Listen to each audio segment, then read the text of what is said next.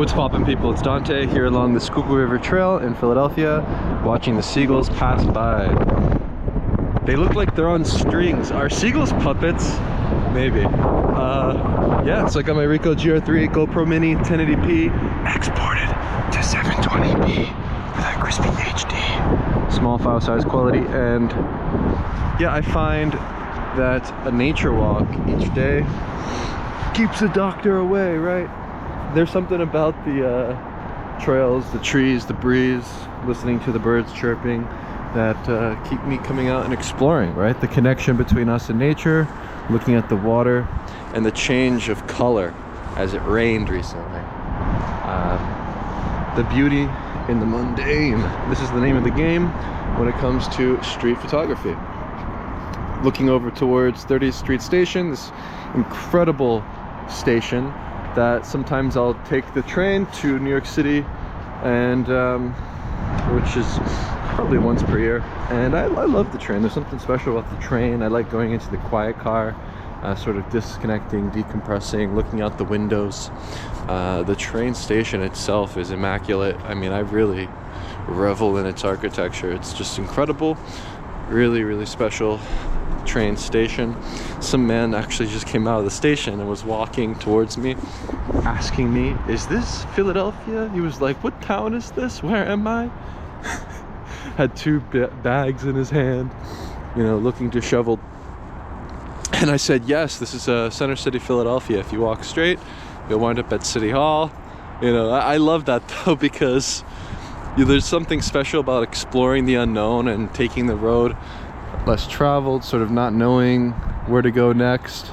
I think as a street photographer at my core, I'm merely an explorer. And yeah, that was just a great way to start the day, my first conversation of the day. I think cherishing small conversations with strangers is something that I really champion as a human, especially in a modern city where oftentimes there's mostly small talk when you meet people and talk with them. But however, these small conversations and anecdotes I pick up over the years are the moments that I really do cherish the most. And so with that, I find joy in exploring endlessly, where I find that photography for me is just an excuse to go out there and to be outside, right? Where I find that the ultimate privilege today is to be outdoors, right? To be outside in the grand expanse of this trail and to look out towards the river and that beautiful museum of art that sits atop the hill. And I'll hike over there and I'll stand atop of the hill and look out, and there's just such beauty in it. And I find that the outdoors is just where I go to thrive. I think all humans thrive in the outdoors. To be indoors is where souls go to die, right? Where I don't like dark spaces. Oh, also, when you're walking around, just like don't just follow the paths, right? Go off the grid and start to walk your own way. You know, I'll be a little bit dangerous sometimes and walk along the river like this, but I believe that we should live dangerously. And perhaps there's some natural inclination us humans have to throw sticks and stones in bodies of water that are flowing by. I find that destruction is creation, and to destroy ourselves and to create anew perhaps is wise. And so when I'm outside, I feel bliss, right? When I'm inside, if I'm in a dark coffee shop, a sort of like office building, like just any shop, a bar, especially being out at night, I don't know, I just don't feel good. There's something physiological there. I feel bad, I feel unwell, and I honestly sometimes pick certain coffee shops. Like in the city, there's only really one La Colombe that has open like floor to ceiling windows, and I recommend, and it's near Independence Hall. Also, the one outside of City Hall is good because there's big windows, but it still feels dark to me. I find that there's something about darkness and it's just not good. It's just It's not where I desire to be. As you can see, lots of flooding. What is the Great Flood? The myth of the Great Flood. Thinking of Noah's Ark, thinking of him gathering 2 of every animal, boarding the ark. Was Noah a drunkard? I find that myths are interesting, right? Where many different cultures have this same occurrence, right? Thinking of the flood. What was that flood? I've been picking the leaves off of this tree and it seems that they are almost all gone. But yeah, perhaps we should revive the myths, revive mythology generally. Like, it's a cool idea, I think. Like, I believe in this notion of creating your own mythology, right? And maybe it's something that lacks in the modern world. Looking up at the clouds and just using my imagination every day, I find to be a really playful thing. Or maybe to return to the childlike state is the ultimate way to fuel your lust for life and curiosity. And one thing that I've been doing, cute dog, love the little shoes. I saw a little dog with shoes. That's fun. You know, where you sort of when photographing, when exploring, whatever, look really closely at things and touch things and actually photograph using the macro function. So like getting as close as possible to the things that we photograph is interesting. And then looking up at the sky with my snap focus set to infinity and photographing the clouds, sort of haphazardly composing things, letting the chips fall as they may, not taking it too seriously, where maybe as photographers we get caught up with making these projects, perfect compositions, and things like this that maybe limit us. But I believe in this notion of going boundless, untether yourself, unchain yourself, and sort of just play with the camera, right? Where maybe the best way to think about it is, yeah, I'm just a big kid with the camera exploring and carving my own path here. Yeah, where to walk is to become, to walk is to be human. We're bipedal for a reason. I like to just walk endlessly. I feel really passionately about walking. Is it not talked about enough much? Maybe. I think there's a lot more like running that goes on than walking. I think maybe. Which is kind of funny. I think a lot of people go for like these runs and then they just go inside and just chill after. But maybe it's better to just continuously walk through the day. I don't know. I like to walk. I don't like to run. There's no rush. And even when I'm photographing, I slow down to this Zen-like meditative state where everything's flowing around me and I'm there, present, observing as the bystander, sort of reveling and cherishing everything around me and just letting life flow, right? To go slow and to let life flow is a good notion, and I believe wise approach when practicing daily street photography, where repetition is where gains are made in the kitchen. You know, I think to repeat a similar route each day and to find beauty in the mundane, right? This is something that I found to be a way to improve my photography, sort of finding a route, sticking to it for a while, and you know, I'll veer off and go different paths and sort of follow my intuition and my sort of gut instincts, which is critical in terms of practicing photography. But there's something to be said here about repetition, following a similar route each day, sort of following that same lane repetitively over and over again, where it maybe increases your chances of finding something. You know, where fortune favors the prepared. I think there's something about that, right? Repetition. Looking at the street art, the graffiti, and these sort of things I find to be beautiful. However, this tag says ugly. What is ugliness? What is beauty? I believe that the greatest gift that humans can leave behind here on this earth are beautiful works of art. And I believe that we should strive to create these works from a state of pure joy. Where maybe it is good to sort of transcend, to go beyond, and to cute dogs. I honestly, I don't like dogs, but like some of them are cute. Like he had twin dogs. They were like identical. But I've always been afraid and fearful of dogs.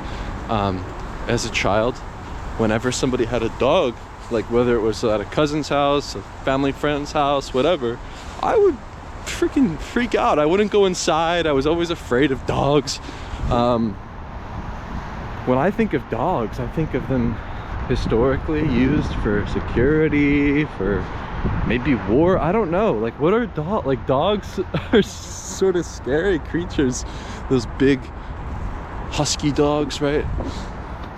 However, I saw this deaf man, and he had a sort of like, what are those kind of dogs called? Assistant dogs. And it was like this big husky, and they had a beautiful relationship. So maybe there's something about dogs and the sense of security, aiding people with disabilities and things like this, that is quite a good thing. And otherwise, yeah, I mean, I don't know, maybe I'm starting to open up more to just like finding them to be cute or whatever. The more I'm just, because a lot of times I'm pessimistic. I'm like, humans are more interested in dogs than other people. A lot of the times you'll see people in the parks, they go directly to greet dogs and things. And I mean, I'm kind of like that nowadays sometimes. So maybe there's something natural there in humans that find attraction to animals. Let's see how flooded it became back here. It's looking a bit rough, but I like to walk this path along the dirt road. There's something about walking on dirt paths, grass, and uneven surfaces. Yeah.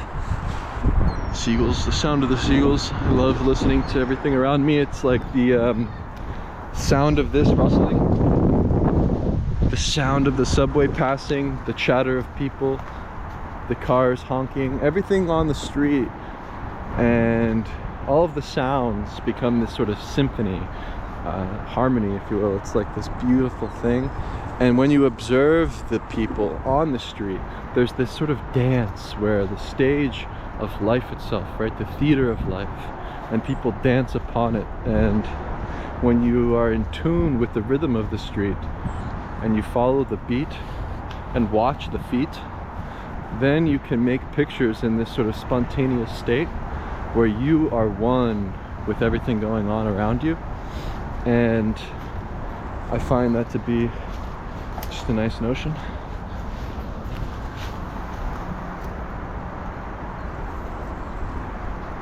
The sounds of the leaves rustling. When are they all going to fall? How much time must pass before they fall? Where time is merely an illusion. And I like to say that I exist outside the passage of time, where there's this really special thing that happens when you're in the state of production.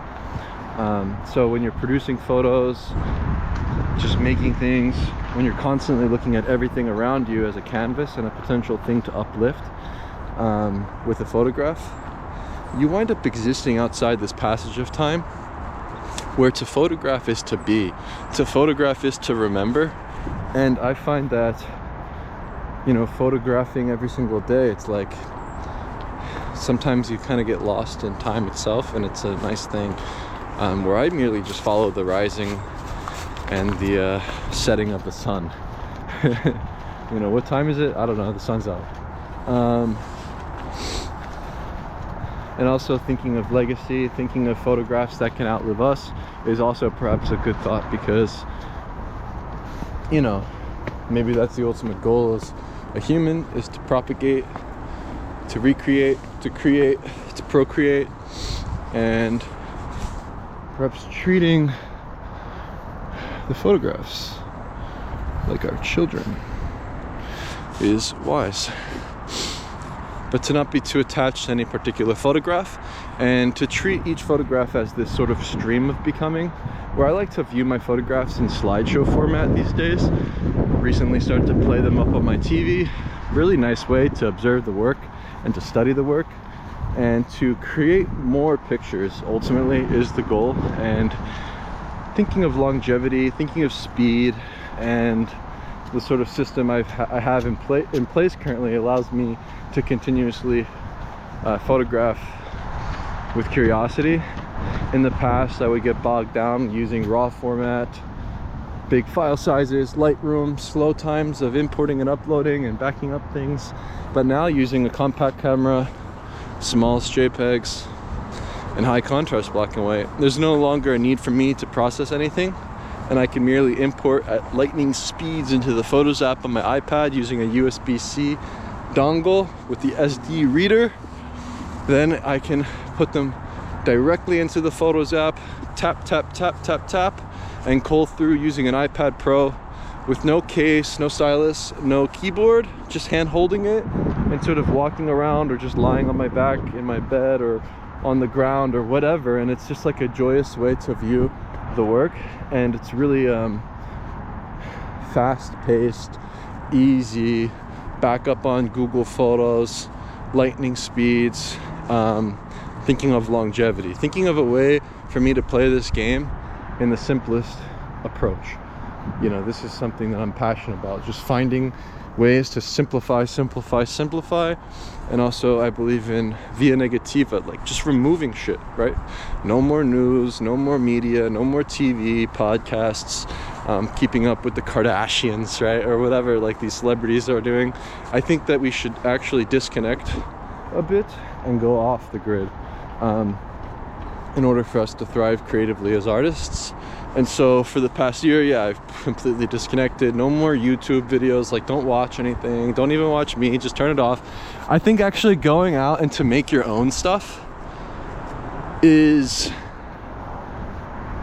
nice, right? Like I'll make a video, I'll make this video, and I'll listen to my own thoughts. I think instead of using the paper and the pen to write notes down, right? Like it's 1776, I'm penning the Declaration of Independence, seated with Jefferson himself. I think that using a GoPro Mini and just speaking to it is the future. It's like I can actually speak candidly, kill two birds with one stone, treat this like my own little personal diary. And also treating street photography as a personal diary is another great notion, where you approach this thing with the autotelic mindset to simply make pictures for the sake of making pictures, where we're not too concerned about the outcome, but we're merely curious about what reality will manifest to be in a photograph. You know, that is the ultimate question that I found to spark this adventure and change, and sort of just embracing it. Spring Garden Tunnel.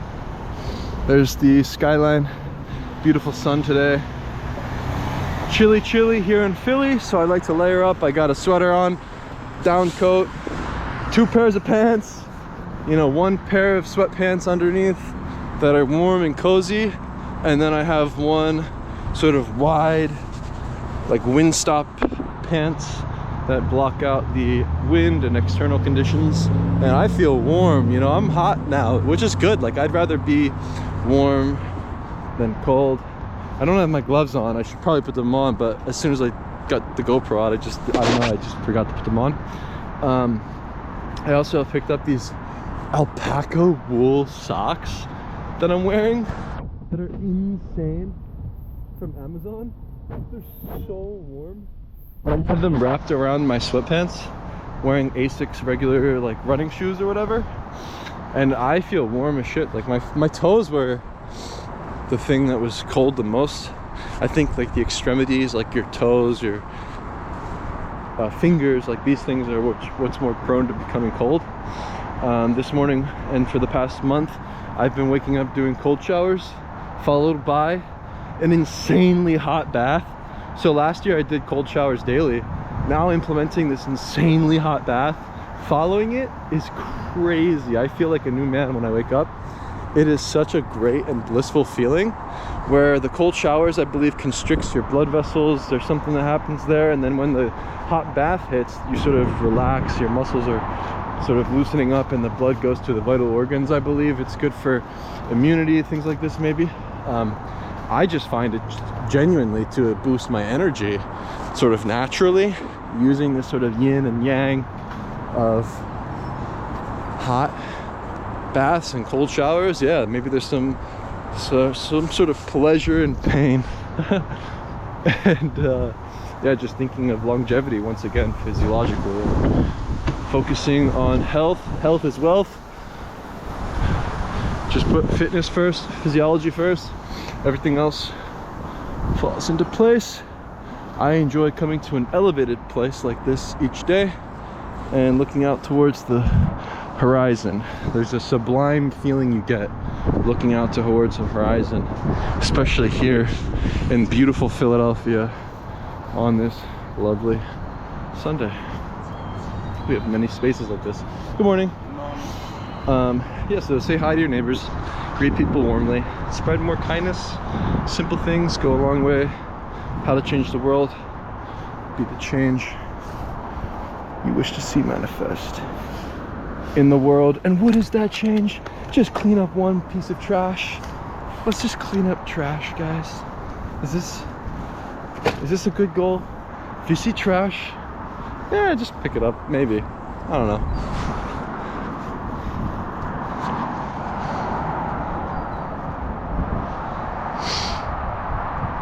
Create your own Rocky movie.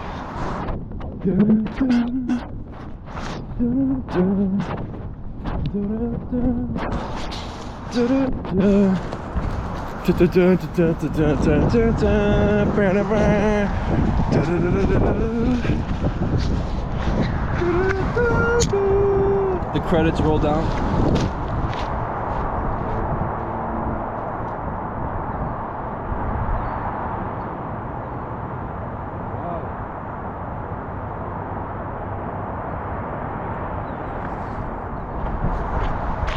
I'm here at a different time than I usually come here. I'm a bit later than usual, and the lighting changes, and it's so beautiful to just observe the simple nuances and change depending on the time of day that you photograph. So I say, go out there and play every single day with childlike curiosity. And photograph and walk endlessly. Take more pictures than you think you should. No limits